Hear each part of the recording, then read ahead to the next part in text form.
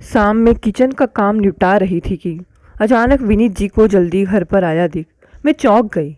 मैं जल्दी जल्दी चाय चढ़ाने लगी। जानती हूँ आते ही इनकी चाय की फरमाइश शुरू हो जाएगी। 5 मिनट बाद चाय निकाल कर जल्दी से सासू माँ के कमरे में पहुँची। ऑफिस से आकर मेरे पति विनीत की हाजिरी वही लगती है। ससुर जी का ब्लड प्रेशर, सोनू भैया का कॉलेज, सभी की जानकारी लेने के बाद आखिर में मेरी खोज खबर ली जाती है, वह भी रात के डिनर का मेन्यू तय करने के लिए। ससुर जी भी शाम की सैर से आ गए थे, उनके लिए भी चाय लेकर आई। जल्दी मैं नाश्ते की प्लेट रसोई में ही रह गई। बस सांस झट से बोल पड़ी, बहू इनकी पोहे की प्लेट कहाँ है। मैं कुछ जवाब देती उससे पहले ही विनीत का भाषण शुरू हो गया।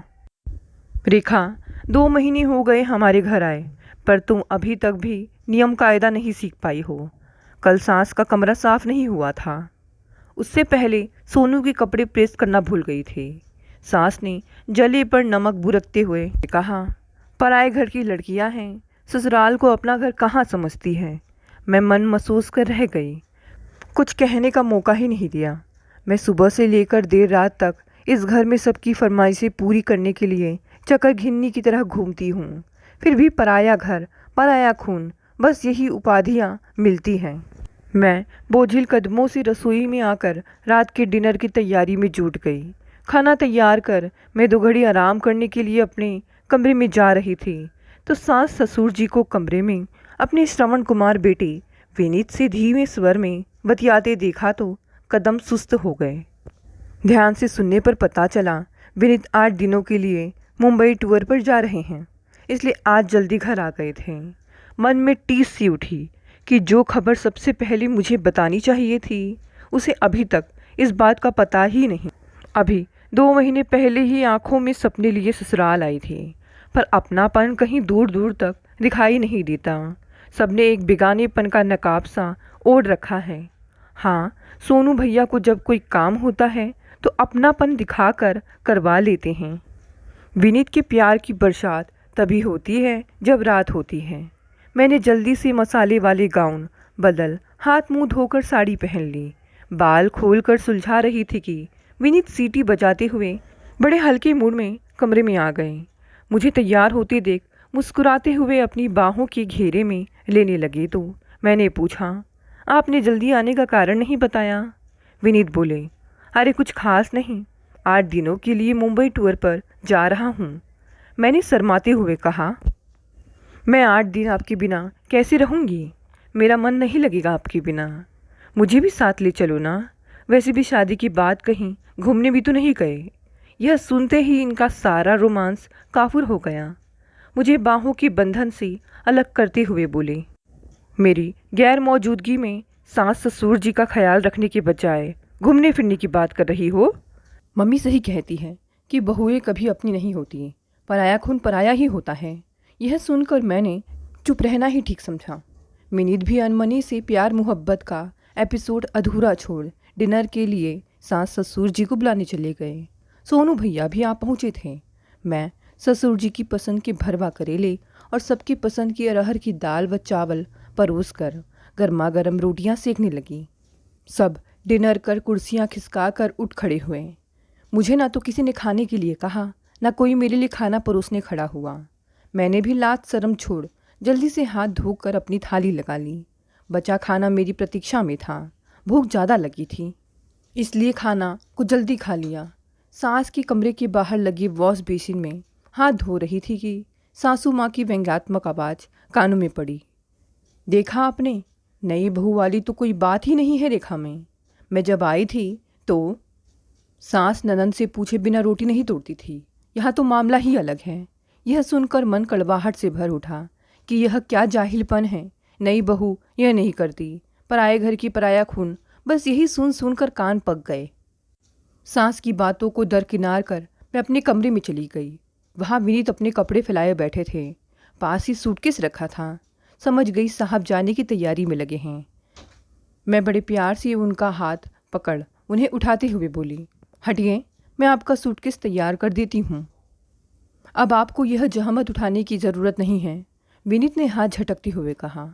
अरे यार, कंफ्यूज ना करो। तुम्हें मेरी पसंद नापसंद कुछ पता भी है? मैं चुप लगाकर बाहर बालकनी में आकर खड़ी सड़क की रौनक देखने लगी। मन बहुत खिन्न था। पहली बार विवाह के बाद बाहर जा रहे हैं, अकेले कैसे रहूँगी? होने को भरा पूरा घर है, ऐसा कोई कष्ट भी नहीं है, परंतु ससुराल में जो सबकी अलगाव की भावना मुझे अंदर ही अंदर सालती थी। मैं पेड़ से टूटी डाली की तरह एक और पड़ी थी। कुछ दिन पहले की बात है। इनकी बहन रूबी जीजी आई थी। मेरी हम उम्र भी थी। मैं मन ही मन बहुत उत्साहित थी कि रूबी जीजी से खुलकर बातें करूंगी। इतने दिनों से लाज संकोच ही पीछा नहीं छोड़ता था कि कहीं कुछ गलत ना बोल जाऊं। नई नवेली थी, जबान खुलती ही न थी। मैं अल्पभाषी थी, मगर अब सोच लिया था कि रूबी जीजी को अपनी दहेज में मिली साड़ियों और उपहारों को दिखाऊंगी। वे कुछ लेना चाहेंगी तो उन्हें दे दूंगी। उनकी ससुराल में मान बढ़ेगा। मैंने बड़े चाव से सोनू भैया से उनके खाने पीने की पसंद पूछकर उनकी पसंद का मटर पनीर, भिंडी, मेवे वाली खीर बना दी। मैं हल्का सा मेकअप कर तैयार हो रूबी जीजी का बेकरारी से इंतज़ार करने लगी। रूबी जीजी नन्हे अथर्व को लेकर अकेले ही आई थी। उन्हें देखकर मैं बहुत उत्साहित से आगे बढ़ी और उन्हें गले लगा लिया। मुझे लगा जैसे मेरी कोई बचपन की सहेली है, पर रूबी जीजी तुरंत मुझे स्वयं से अलग करते हुए एक औपचारिक सी मुस्कान देकर माँ माँ करते हुए कमरे में चली गई। मुझे ठेस सी लगी, पर मैं सब कुछ भूलकर ननद की सेवा में जुट गई। माँ बेटी को एक कान देने के लिए मैं रसोई में ही बनी रही। छुट्टी का दिन था, सब घर में ही थे। सांस के घुटनों का दर्द बहुत बड़ा हुआ था, इसलिए उन्होंने मुझे आदेश दिया, बहू खाना मेरे कमरे में ही लगा दो। एक अतिरिक्त टेबल रखकर मैं खाना रखने की व्यवस्था कर किचन में चली गई। किचन में जाकर मैंने जल्दी जल्दी चपातियाँ बनाईं। सास के कमरे में खुशनुमा महफिल जमी थी। ठहाकों की आवाज़ें आ रही थी। मैं जैसे ही खाना लेकर कमरे में पहुंची, सब चुप हो गए, मानो कमरे में कोई अजनबी आ गया हो। हंसने वाले चुप हो गए, बोलने वालों ने बातों का रुख बदल दिया। खाना टेबल पर लगाकर मैं जल्दी जल्दी चपातियाँ देने लगी। खाना खाने के बाद रूबी जीजी और सोनू बर्तन समेटकर रसोई में रखने आ गए। किचन से निकलते समय वे बिना मेरी ओर देखे बोले, आप भी हमारे साथ खा लेती भाभी। मैं कोई जवाब देती उससे पहले ही सोनू व जीजी किचन से जा चुके थे। एक बार फिर महफिल जम गई। मैं बाई के साथ मिलकर रसोई संभालने लगी। बड़ा मन कर रहा था कि मैं भी उनके साथ बैठूं, घर के और सदस्यों की तरह हंसी मजाक करूं, पर न मुझे किसी ने बुलाया और न ही मेरी हिम्मत हुई। शाम की चाय के बाद रूबी जीजी जाने को तैयार हो गई। सोनू ऑटो ले आया। विनीत और ससुर जी आंगन में खड़े जीजी से बतिया रहे थे। मैं भी वहीं पास जाकर खड़ी हो गई। ऑटो आते ही मैं लपक कर आगे बढ़ी, पर जीजी सिर पर पल्ला लेते हुए बोली, बाय कहकर ऑटो में जा बैठी। देखते देखते ऑटो चला गया। मैं ठगी सी वहीं खड़ी रही। अलगाव की पीड़ा ने मुझे बहुत उदास कर दिया था। सोनू की आवाज़ मुझे एक बार फिर वर्तमान में खींच लाई। सोनू ने बताया कि आप मायके से पापा का फ़ोन आया है। मैंने सोनू से मोबाइल लेकर पापा के कुशल मंगल पूछा तो उन्होंने बताया कि 30 मार्च को उनका रिटायरमेंट का आयोजन है। मुझे सपरिवार आमंत्रित किया। तब ससुर जी ने मेरे पापा से ना आ पाने के लिए क्षमा याचना करते हुए मुझे भेजने की बात कही। तय हुआ कि सोनू मुझे बस में बैठा देगा। वहाँ बस अड्डा से आकाश मुझे ले लेगा। अपने मायके जाने की बात सुनकर मुझे तो जैसे खुशियों के पंख लग गए। पग फेरे के बाद मैं पहली बार वहाँ अकेली रहने जा रही थी। मैं भी अपना सूटकेस तैयार करने के लिए उतावली हुई जा रही थी। विनीत प्यार से छेड़ने लगे, चलो अब तो हमारी जुदाई का गम ना झेलना पड़ेगा। विनीत बहुत रोमांटिक मूड में थे। मैं भी फागुनी बयार की तरह बही जा रही थी। पूरे मन से विनीत की बाहों में समा गई। कब रात बीती पता ही नहीं चला। पड़ोस के घर बजे शंख से नींद खुली। 5 बज गए थे। जल्दी से उठकर नहाकर नाश्ते की तैयारी में जुट गई। इन्हें भी आज जाना था। मुझे कल सवेरे निकलना था, अतः जल्दी जल्दी काम निपटाने लगी। महीने भर का राशन आया पड़ा था, उसे जल्दी जल्दी डब्बों में भरने लगी। मैं सोच रही थी मेरे जाने के बाद किसी को सामान ढूंढने में दिक्कत ना हो। तभी सासू माँ किसी काम से किचन में आ गई। मुझे ये सब करते देख बोली, बहू तुम यह सब रहने दो, मैं काम वाली से कहकर भरवा दूंगी। तुम माँ के यहाँ जाने की खुशी में सूजी में बेसन और अरहर में चना दाल मिला दूंगी। यह काम तसल्ली से करने के होते हैं। मेरे मन में जो खुशी नृत्य कर रही थी उसे विराम सा लग गया। बिना कुछ कहे मैं उठ खड़ी हुई। मन में सोचने लगी कि अब तो यही मेरा घर है, कैसे इन सबको विश्वास दिलाऊं। अपने कमरे में जाकर विनीत ने जो सामान इधर उधर फैलाया था उसे यथास्थान रखने लगी। विनीत नहाने गए हुए थे। अचानक दिमाग में आया कि पापा के रिटायरमेंट पर कोई उपहार देना बनता है।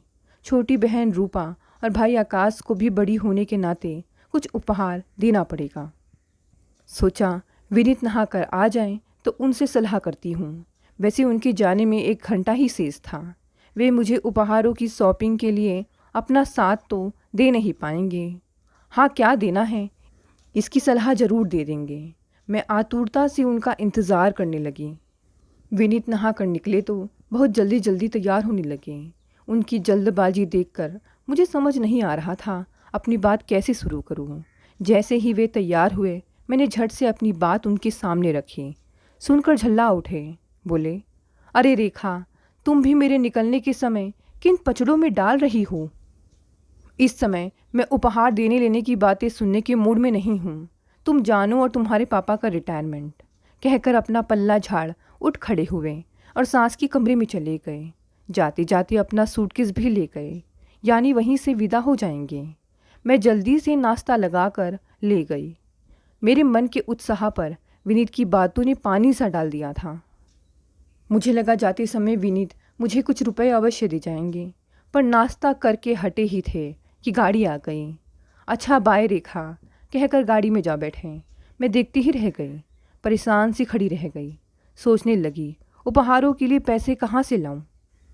जिस पर हक था वह तो अनदेखा कर चला गया। सास ससुर से रुपए मांगने में लज्जा और स्वाभिमान दीवार बन गया।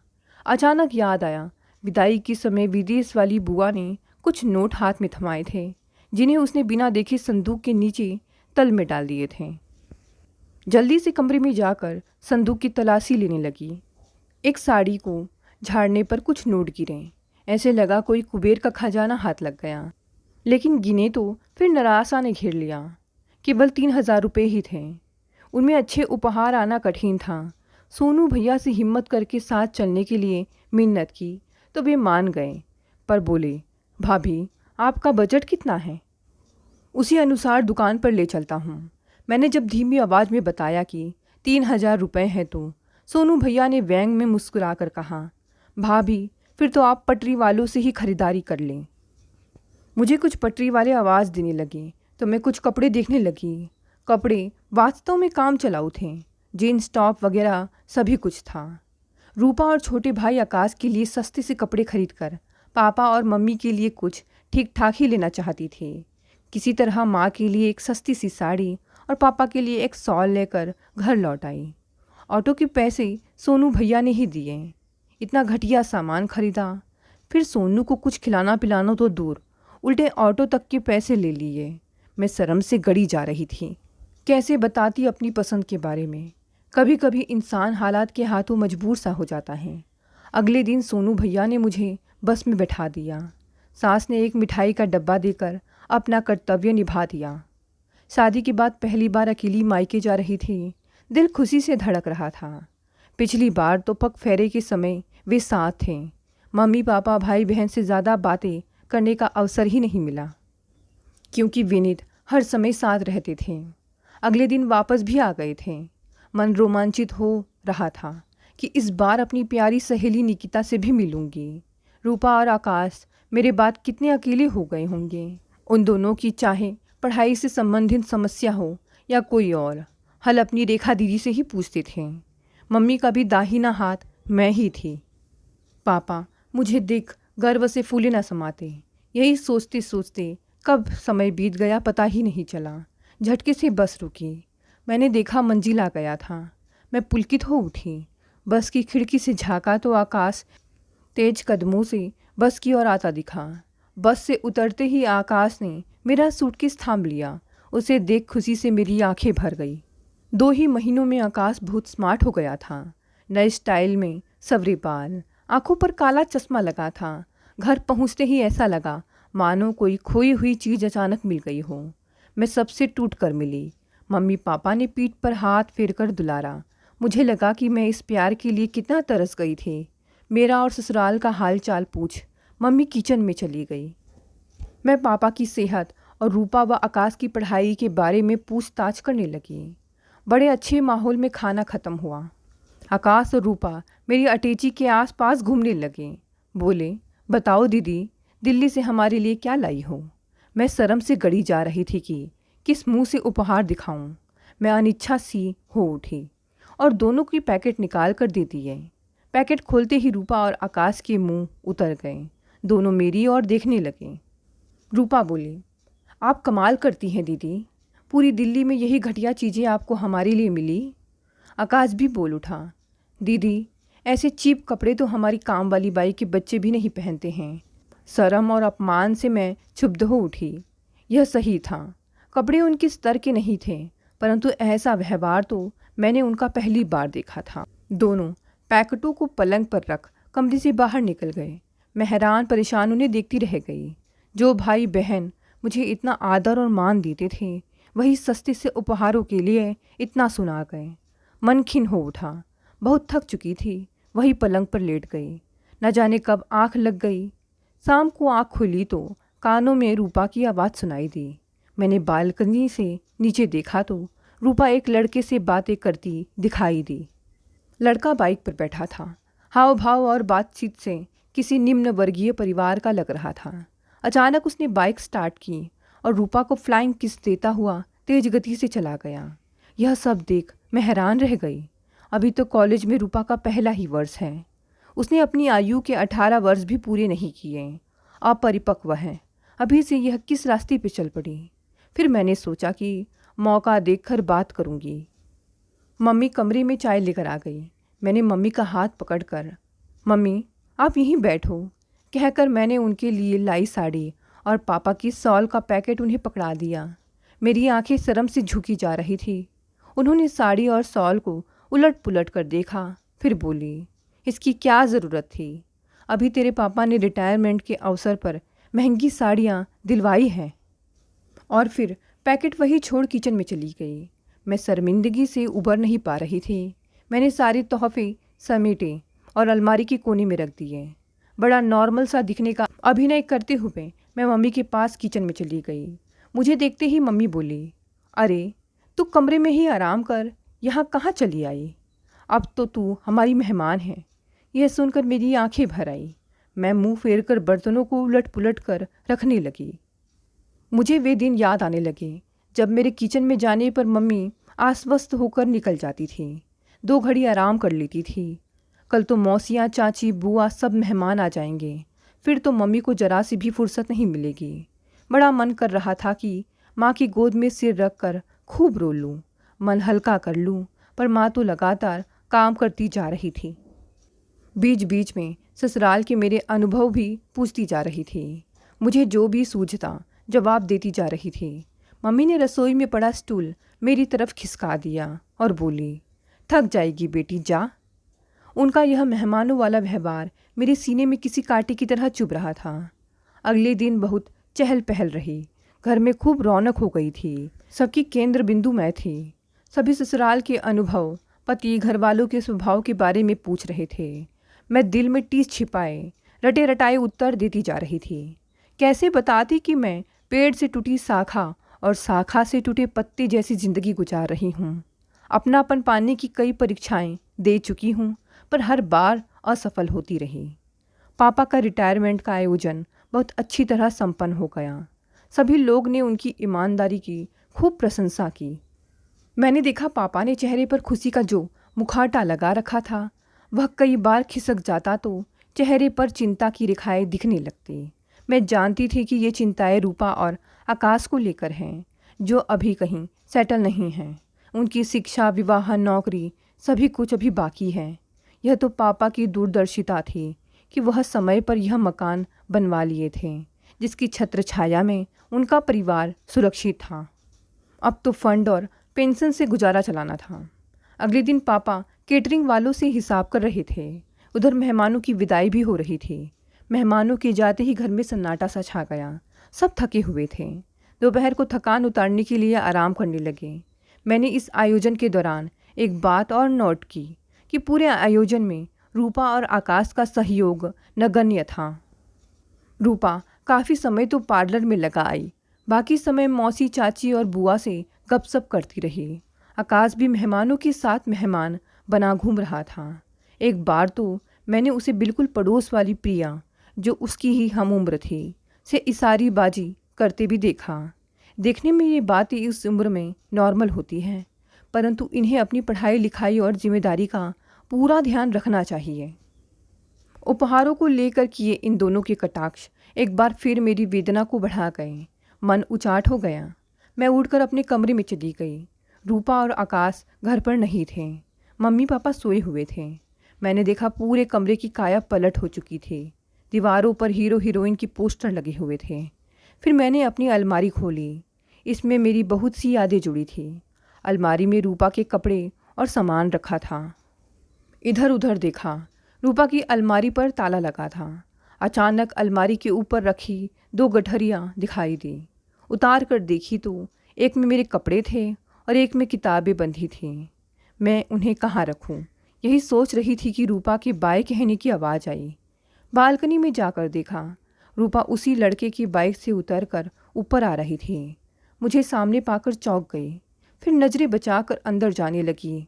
उसी समय आकाश भी किसी से मोबाइल पर बातें करता ऊपर आ गया। मुझे देख मोबाइल छिपाते हुए अपने कमरे की ओर जाने लगा। मैंने उसे आवाज़ दी तो वह अनसुना कर गया। अब मेरा धैर्य भी जवाब देने लगा था। फिर भी मैंने यथासंभव खुद को सामान्य करते हुए बड़े प्यार से दोनों को पुकारा। रूपा तो अभी वही खड़ी थी। आकाश मुंह फुलाए आकर खड़ा हो गया। मैंने बड़े प्यार से दोनों की पढ़ाई लिखाई के बारे में पूछा तो दोनों ने संक्षिप्त उत्तर दिए और जाने लगे। मैंने आकाश से पूछा, यह मोबाइल तुमने नया खरीदा क्या, या पापा ने लेकर दिया? आकाश मुंह बनाकर बोला, पापा क्या लेकर देंगे, यह मुंबई वाली मौसी का बेटा अपना पुराना मोबाइल दे गया, मैंने अपनी सिम डलवा ली। मैंने कहा, ऐसे एकदम किसी से कोई चीज़ नहीं लेते, कम से कम मुझसे ही एक बार पूछ लेते। पापा को तो तुमने कहा ही नहीं होगा, वरना क्या वे मना कर देते? यह सुनकर आकाश ने मुंह बनाया। यह देख मुझे गुस्सा आया। फिर मैंने कहा, देख रही हूँ तुम दोनों 2 महीनों में ही बहुत बदल चुके हो। कह मैंने रूपा की ओर मुखातिब होकर पूछा, रूपा, यह लड़का कौन है जिसकी बाइक पर तुम आई थी? यह सुनकर रूपा गुस्से से फट पड़ी। क्या हो गया दीदी? वह सुधीर है, कॉलेज में मेरे साथ पढ़ता है। क्या हो गया अगर मुझे छोड़ने घर तक आ गया? मैंने उसे शांत करते हुए कहा, रूपा, इन बातों के लिए तुम अभी बहुत छोटी हो, भोली हो। अभी तुम दोनों को अपनी पढ़ाई लिखाई पर ज़्यादा ध्यान देना चाहिए। आकाश, रात में पानी पीने उठी तो तुम्हारे कमरे की लाइट जल रही थी। मैंने सोचा तुम अभी तक पढ़ रहे होगे, लेकिन खिड़की से देखा तो पाया कि तुम रात को 1 बजे तक टीवी देख रहे थे। तुम दोनों जानते हो कि पापा को तुम दोनों से बड़ी उम्मीदें हैं। उन्हें यह सब जानकर बहुत बुरा लगेगा। अभी पढ़ाई पर पूरा ध्यान लगाओ।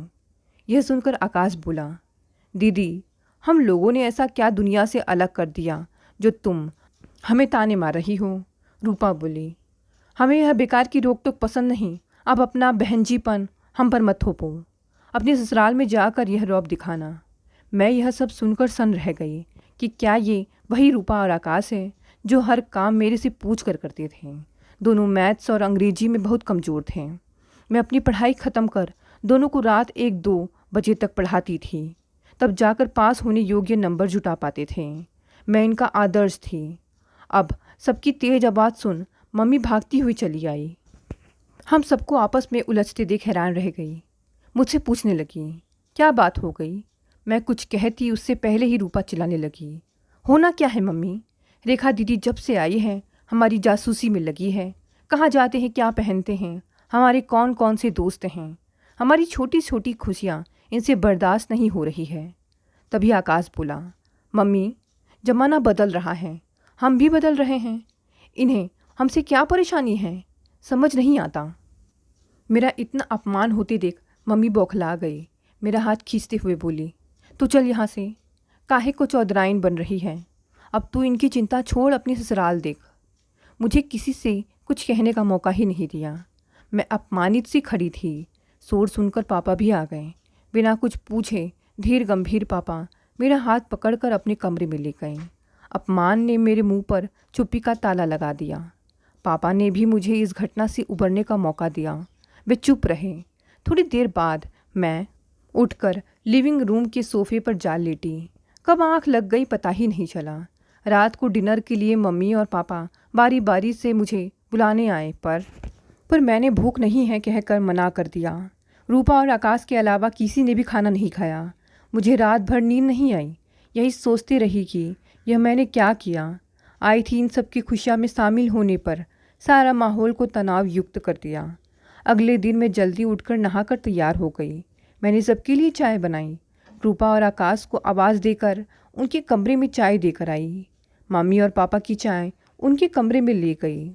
होठों पर नकली मुस्कान लिए मैंने बिल्कुल नॉर्मल दिखने का अभिनय किया।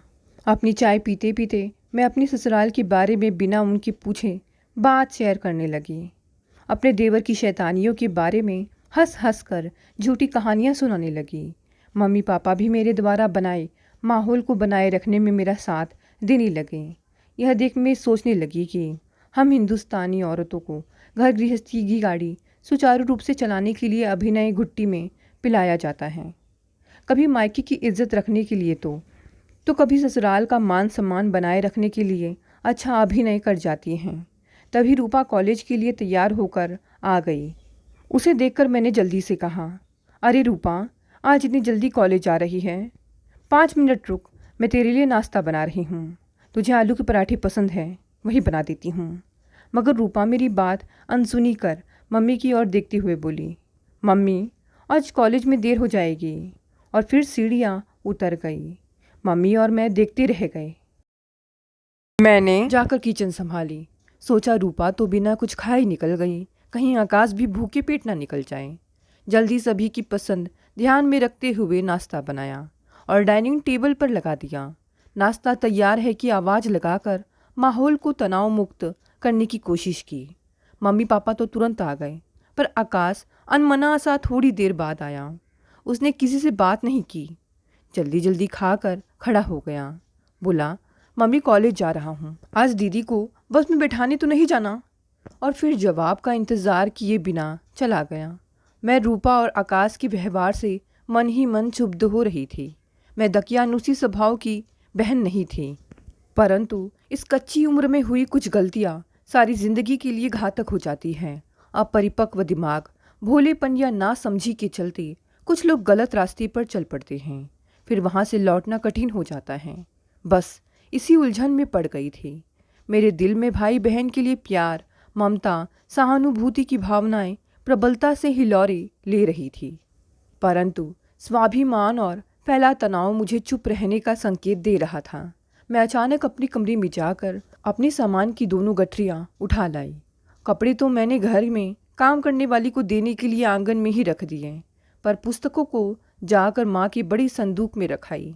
मैंने बड़े चाव से पापा व मम्मी की पसंद का खाना बनाया।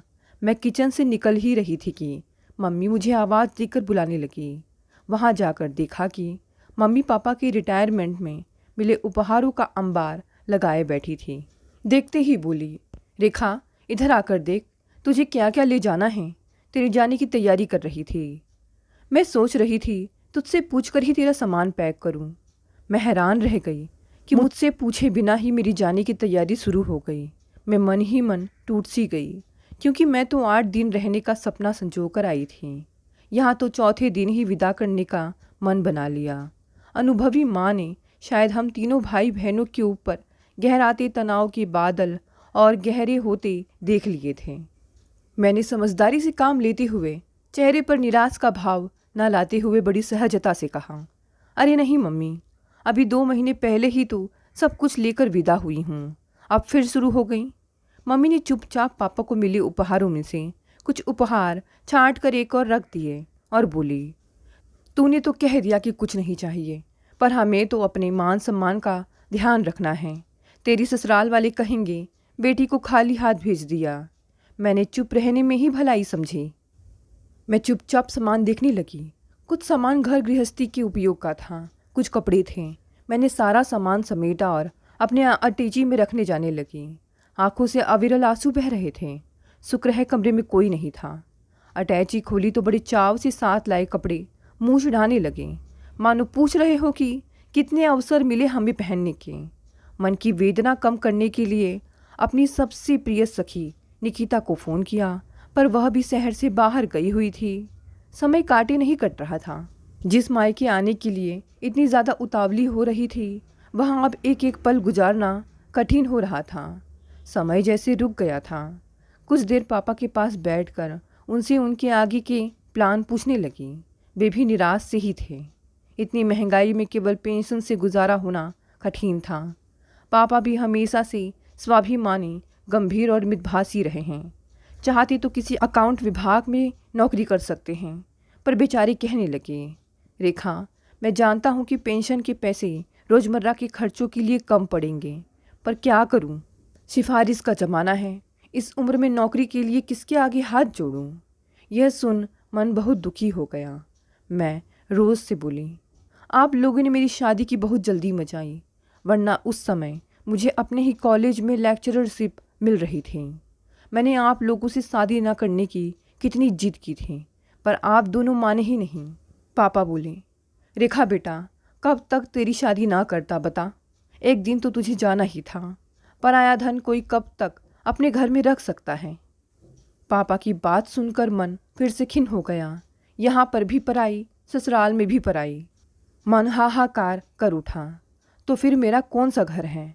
मैं हूँ किसकी? आंखें फिर बरसने लगी थी। बड़ी कठिनाई से स्वयं को संभाल कर मम्मी के साथ किचन में हाथ बटाने लगी। मम्मी कहने लगी, आराम से बैठ, मैं सब कर लूँगी। अब तो अकेले ही सब करने की आदत पड़ गई है। रूपा तो किचन में झांकती भी नहीं, बस कॉलेज, पढ़ाई और कुछ नहीं। मन तो हुआ कि रूपा की बात बताकर मम्मी को सजग कर दूं, पर घर का माहौल और ख़राब ना हो जाए, यह सोचकर चुप रही। अगले दिन सवेरे जल्दी उठकर नहा धोकर तैयार हो गई। मन उचाट सा हो गया था। दिल कर रहा था कि जल्दी से निकल जाऊं, कम से कम घर का माहौल तो सामान्य हो जाए। जल्दी जल्दी नाश्ता किया। आकाश ही छोड़ने जा रहा था। नीचे ऑटो आ गया तो मैं सबसे मिलने लगी। मैंने बड़े प्यार से आगे बढ़कर रूपा को गले लगाया। वह अनमनी सी मेरे जाने के इंतज़ार में खड़ी थी। उसने जल्द ही मुझे अपने से अलग कर लिया और सिर झुकाकर खड़ी हो गई। एक बार फिर मैं मम्मी पापा के गले लगकर रो पड़ी। उन्होंने मेरे सिर पर हाथ फेरकर चुप कराया। मैं भावों का और अधिक प्रदर्शन न करते हुए सीढ़ियाँ उतर गई। आकाश ने ऑटो में सामान रख दिया। पापा तो नीचे ही आ गए थे, परंतु मम्मी और रूपा ऊपर बालकनी में ही खड़ी थी। मैंने ऑटो में बैठकर हाथ हिलाया। ऊपर से भी हाथ हिलते नजर आए। देखते देखते सब आंखों से ओझल हो गए। इस प्रकार मायके से मेरी दूसरी बार विदाई हुई। बस स्टैंड पर बस खड़ी थी। आकाश ने मुझे बस में बैठाया, फिर बोला, दीदी, कॉलेज को देर हो रही है, और फिर नीचे उतर गया। उतरकर आकाश ने एक बार बस की खिड़की की ओर पलट कर देखा। मैं उसी की ओर देख रही थी। बाय कहकर वह तेजी से चलता हुआ भीड़ में गुम हो गया। आकाश के जाते ही मन में एक गहरी टीस उठी। मैं बस में बैठी सोचने लगी कि समय कैसे बदलता है। मैं, रूपा और आकाश दोनों की चहेती दीदी थी। हर काम में मुझसे ही सलाह मांगते थे। मुझसे पूछे बिना एक कदम भी नहीं उठाते थे। आज दोनों कैसे पराये से हो गए थे। मेरे मन में दोनों की गुमराह होने की शंका किसी नाग की तरह फन फैला रही थी। ससुराल की दहलीज पर कदम रखते ही याद आया कि मायके से 8-10 दिन रहने की अनुमति लेकर आ गई थी, पर 4 दिनों में ही लौट आई। कोई बहाना ही बनाना होगा। मेरे दिमाग ने काम किया। सोनू भैया ने जैसे ही दरवाज़ा खोला, मैंने नकली मुस्कान का मुखौटा ओढ़ लिया। सोनू हैरानी से बोला, भाभी, इतनी जल्दी कैसे? फ़ोन कर देती, मैं लेने आ जाता। हमारी आवाज़ सुनकर ससुर जी आ गए। मैंने ससुर जी के पैर छुए, फिर यथासंभव आवाज़ थोड़ी तेज करके कहा, वहाँ पापा मम्मी का परिवार सहित भारत भ्रमण करने का कार्यक्रम पहले से ही तय था। वे सब मुझसे भी साथ चलने का अनुरोध कर रहे थे, पर मैंने तो इनकार कर दिया, इसलिए जल्दी आना पड़ा। मैं चाह रही थी कि अंदर कमरे में बैठी सासू माँ भी सुन लें, ताकि मुझे बार बार झूठ ना बोलना पड़े। वैसे मेरा मन मुझे यह झूठ बोलने के लिए धिक्कार रहा था। अंदर सांस से जाकर भी मिली। उन्होंने बताया कि रूबी यही थी, कल ही गई है। दरअसल कुछ दिन बाद उसकी बचपन की सहेली की शादी है। वह पड़ोस में ही रहती है, इसलिए वह शादी में शामिल होने के लिए 2-3 दिनों के लिए फिर आएगी। मैं थोड़ी देर ससुर जी और सास के पास बैठी रही। वे रिटायरमेंट के कार्यक्रम के विषय में पूछते रहे। किसी ने भी चाय तो क्या, पानी को भी नहीं पूछा। मेरा सिर थकावट व तनाव से फटा जा रहा था। फिर किचन में जाकर सबके लिए चाय बना कर लाई। चाय पीकर थोड़ा तरोताज़ा हो रात के खाने की तैयारी में जुट गई। 2 दिन बाद ये भी मुंबई से लौट आए। इनका काम भी वहाँ जल्दी ख़त्म हो गया था। विनीत भी मुझे जल्दी आया देखकर चौंक गए। मैंने मन में उठती टीस को दबाते हुए जबरन मुस्कुराते हुए कहा, मुझे वहाँ आपके आने की महक आने लगी थी, इसलिए भागी भागी चली आई। ये भी मूड में आ गए। मुझे पकड़ने दौड़े तो मैं हंसते हुए किचन में घुस गई। जिंदगी फिर पुराने ढर्रे पर चलने लगी। मैं बार बार ससुराल में अपनेपन का सबूत पेश करने की कोशिश में लगी रहती और ससुराल वाले उन सबूतों को झूठा साबित करने के प्रयास में रहते। यही करते करते थोड़ा समय और बीत गया। 2 दिन बाद रूबी जीजी आने वाली थी। उनके पति व्यस्त थे। उन्हें शादी में बारात के समय ही शामिल होना था, परंतु रूबी जीजी सभी कार्यक्रमों में शामिल होना चाहती थी, इसलिए 2 दिन पहले ही आ रही थी। रूबी जीजी के आने की खबर से घर में उत्साह की लहर फैली थी। उनकी सहेली के परिवार वाले निमंत्रण पत्र देने आए तो बार बार सभी से विवाह में शामिल होने की मनुहार कर रहे थे। ससुराल शहर में ही थी, इसलिए रूबी जीजी शाम को ही ऑटो से आ गई। अथर्व भी साथ था और बहुत सा सामान भी। घर में मैं और सास ही थे। मैं किचन में लगी थी। वे सारा सामान अकेले ही लेकर अंदर आ गई। सहेली के विवाह में शामिल होने आई थी, इसलिए बहुत अच्छे मूड में थी। मैंने आगे बढ़कर उन्हें गले लगाया।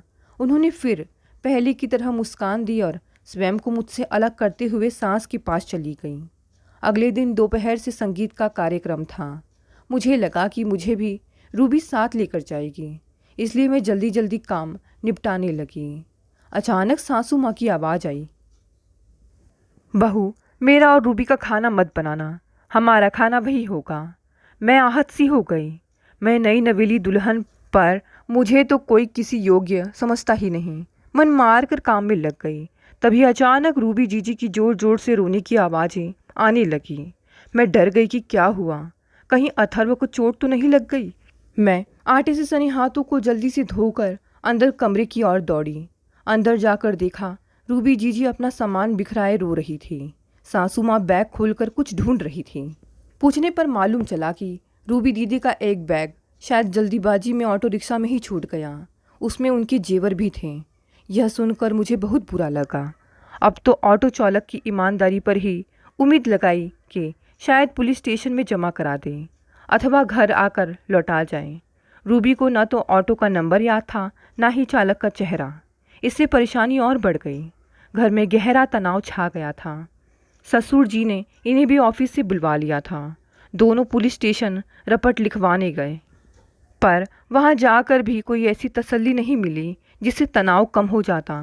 बेटी का मायके आकर जेवर खो देना मायके वालों के लिए बहुत बदनामी का कारण था। विनीत और सोनू दोनों मिलकर जीजी को दिलासा दे रहे थे। रूबी जीजी एक ही प्रलाप किए जा रही थी कि ससुराल जाकर क्या मुंह दिखाऊंगी। सास ऑटो वाले को कोस रही थी। मैं और ससुर जी दोनों बेबस से खड़े थे। उस दिन किसी ने खाना नहीं खाया। मैंने बड़ी कठिनाई से अथर्व को दूध व बिस्कुट खिलाए। अगले दिन शाम तक ना पुलिस स्टेशन से कोई खबर आई, ना ही ऑटो चालक का ही कुछ पता चला। सभी निराश हो चले थे। मुझे रूबी जीजी की दशा देखकर बहुत दुख हो रहा था। कितने उत्साह से विवाह में शामिल होने आई थी और किस परेशानी में घिर गई। अगर कभी मायके जाकर मेरे साथ यह घटना हो जाती तो? यह सोच मैं मन ही मन काँप गई। मेरे मन में विचारों की उधेड़ बुन चल रही थी कि कैसे रूबी जीजी की परेशानी दूर करूं। अचानक दिमाग में बिजली कौंधी। मैं दृढ़ कदमों से अपने कमरे में गई और अपनी अलमारी से सारे जेवर निकाल आई। जेवरों का डब्बा मैंने रूबी जीजी को देते हुए कहा, लो जीजी, ये जेवर आज से आपके हुए, मेरे तो फिर बन जाएंगे। अभी आपका जेवरों के कारण कोई अपमान नहीं होना चाहिए। सभी हैरानी से मेरा मुंह देखने लगे। मानो उन्हें विश्वास ही नहीं हो रहा हो। कुछ ही क्षणों बाद घर के सभी सदस्य गहने लेने से इनकार करने लगे, तो मैंने भी सधे स्वर में कहा, मैं जेवर रूबी जीजी को देकर कोई एहसान नहीं कर रही हूँ। आप सब मेरा परिवार हैं। आपके मान अपमान में मैं भी बराबर की हिस्सेदार हूँ। आजकल आए दिन लूटपाट की खबरें आती रहती हैं। गहने तो अधिकतर लॉकरों की शोभा ही बढ़ाते हैं। यह क्या मैं किचन की ओर चल दी, तभी रूबी जीजी ने लपक कर मेरा हाथ पकड़ लिया और कहने लगी, नहीं नहीं भाभी, मैं अपनी लापरवाही की सज़ा आपको नहीं दे सकती। और फिर से जेवर वापस करने लगी। इस बार मैंने उन्हें अथर्व का वास्ता देकर जेवर ले लेने को कहा। कोई चारा ना देखकर उन्होंने जेवर ले लिया। विनीत और सोनू भैया मुझे प्रशंसा भरी नज़रों से देख रहे थे।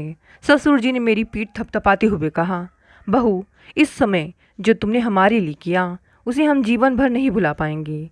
हर समय पराए घर की और पराया खून की रट लगाने वाली सासू माँ लज्जित सी सिर झुकाए बैठी थीं। जेवरों का युग हो जाना कोई मामूली चोट ना थी, फिर भी फिलहाल उस पर मरहम लगा दिया। सभी बेमन से थोड़ा बहुत खाकर सो गए। रूबी जीजी जैसे तैसे सहेली की शादी निपटाकर चली गई। ससुराल में जाकर बताया कि भाभी के जेवर नए डिज़ाइन के थे, इसलिए उनसे बदल लिए। उनके ससुराल वाले खुले विचारों के थे, अतः उन्होंने कोई पूछताछ नहीं की। इस घटना के बाद से सबका मेरे प्रति व्यवहार बदल गया। विनीत बाहर घुमाने भी ले जाने लगे।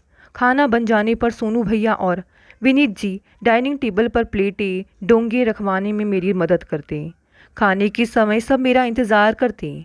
एक दिन तो सास ने यहाँ तक कह दिया, बहू, रोटियाँ बनाकर कैसरोल में रख लिया करो, सबके साथ ही खाना खाया करो। मैं मन ही मन इस बदलाव से खुश थी, पर मन में रूपा और आकाश की चिंता किसी फांस की तरह चुभती रहती। मैं ऊपर से सामान्य दिखने की प्रयत्न करती रहती। मुझे मायके से लौटे लगभग 2 महीने होने को आए थे।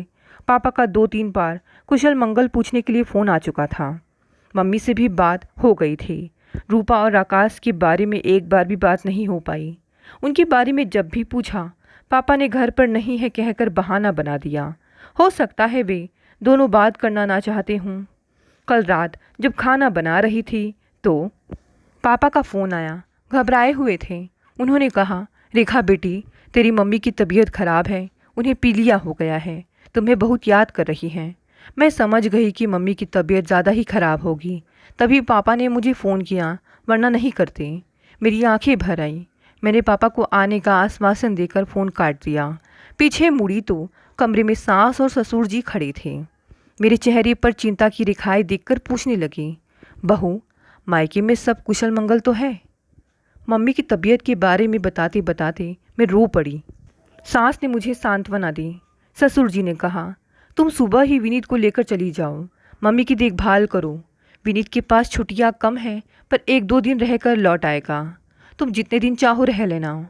अगले दिन मैं और विनीत मेरे मायके जा पहुँची। सारा घर अस्त व्यस्त हो रखा था। मैंने मम्मी को देखा तो हैरान रह गई। वे बहुत कमज़ोर हो गई थी। आँखों में बहुत पीलापन आ गया था। इलाज तो चल ही रहा था, पर मुझे तसल्ली ना हुई। मैं और विनीत मम्मी को दूसरे डॉक्टर के पास ले गए। मुआयना करने के बाद डॉक्टर ने कहा कि मर्ज काफ़ी बढ़ गया है, पर परहेज और आराम करने से सुधार आ सकता है। घर पहुंचने पर पाया रूपा और आकाश भी आ गए थे। मुझे देखकर दोनों के चेहरे उतर गए, पर मैं भी उनसे औपचारिक बातें ही करती। चौथे दिन मम्मी के स्वास्थ्य में सुधार दिखने लगा। पापा के चेहरे पर भी रौनक लौट आई। यह देख बहुत अच्छा लगा। दोपहर को मैं मम्मी को खिचड़ी खिलाने लगी। घर में कोई नहीं था। मम्मी ने खिचड़ी खाकर प्लेट एक और रखकर मेरे दोनों हाथ पकड़कर मुझे पलंग पर अपने पास ही बैठा लिया। उनकी आंखों में आंसू थे। वे रोते हुए बोली, रेखा बेटी, पिछली बार हमसे तुम्हारा बड़ा अपमान हो गया था, मुझे माफ़ कर दे बेटी। मैं मजबूर हो गई थी। और फिर मेरे सामने हाथ जोड़ने लगी।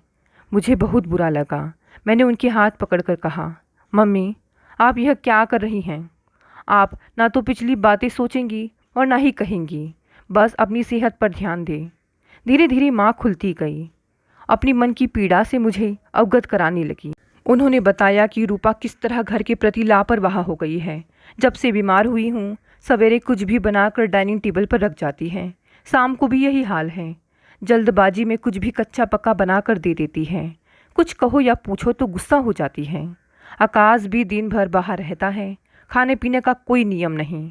तेरे पापा ने चाय बनानी सीख ली है, चाय तो वे ही बना लेते हैं। यह सब सुनकर मन बेहद दुखी हुआ। मैं भी रूपा और आकाश के बहकते कदमों के बारे में मम्मी को सतर्क करना चाहती थी, पर उनके स्वास्थ्य को देखते हुए मैंने इस विषय पर चुप्पी ही साध ली। अगले दिन मैंने अपनी सहेली निकिता को फ़ोन किया। वह मुझसे मिलने घर आ गई।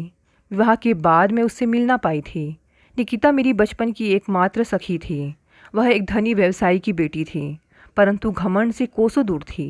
बेहद स्नेहमयी थी, इसलिए वह हमेशा मेरे दिल के करीब रही। दोनों एक दूसरे के दुख सुख में भागीदार रहते थे। निकिता के आने पर मेरा मन खुश हो उठा। हम दोनों पहले मम्मी के पास बैठी। मम्मी बोली, अरे निकिता, आज तो तू रेखा को कहीं बाहर घुमा ला। जब से आई है मेरी सेवा में लगी है। अब मैं ठीक हूँ। निकिता ने चलने का अनुरोध किया तो मैं मना ना कर पाई। वह अपने कार में आई थी। दोनों एक रेस्टोरेंट में पहुँच गई। निकिता ने कॉफ़ी और सैंडविच का ऑर्डर दिया। फिर दोनों बतियाने लगी। निकिता मुझसे मेरे विवाह और ससुराल के अनुभव सुनने के लिए बेताब थी। फिर अचानक निकिता गंभीर हो गई। बोली, रेखा, हम दोनों कितने समय बाद मिले हैं। मैं तेरा दिल दुखाना नहीं चाहती हूँ, पर इस विषय पर चुप्पी साध कर भी मैं तेरे और तेरे परिवार का नुकसान नहीं करना चाहती। मैंने उसे सब कुछ खुलकर बताने को कहा तो निकिता ने कहा, रेखा, तू तो जानती है कि मेरा छोटा भाई विपिन और आकाश कॉलेज में एक साथ ही हैं। विपिन ने मुझे बताया कि आकाश 3-4 महीनों से कॉलेज में बहुत कम दिखाई देता है। वह कुछ दादा टाइप लड़कों के साथ घूमता है। प्रोफेसर उसे कई बार चेतावनी दे चुके हैं। मुझे लगता है उसे अभी ना रोका गया तो वह गलत रास्तों पर आगे बढ़ जाएगा, फिर वहाँ से लौटना कठिन हो जाएगा। मैंने निकिता को शुक्रिया कहा और बोली, तूने सही समय पर मुझे सचेत कर दिया। आकाश से आज ही बात करती हूँ। बात निकली तो मैंने रूपा के बारे में भी निकिता को सब बता दिया। मेरी बात सुनकर निकिता कहने लगी, वैसे तो इस उम्र में लड़कियों और लड़कों में आकर्षण आम बात है, पर परेशानी तब होती है जब लड़के मासूम लड़कियों को बहला फुसला कर उनसे संबंध बनाकर उनके आपत्तिजनक वीडियो बनाकर ब्लैकमेल करने लगते हैं। मैंने कहा, बस निकिता, मुझे यही चिंता खा रही है। रूपा सुनने को तैयार ही नहीं है। क्या करूं?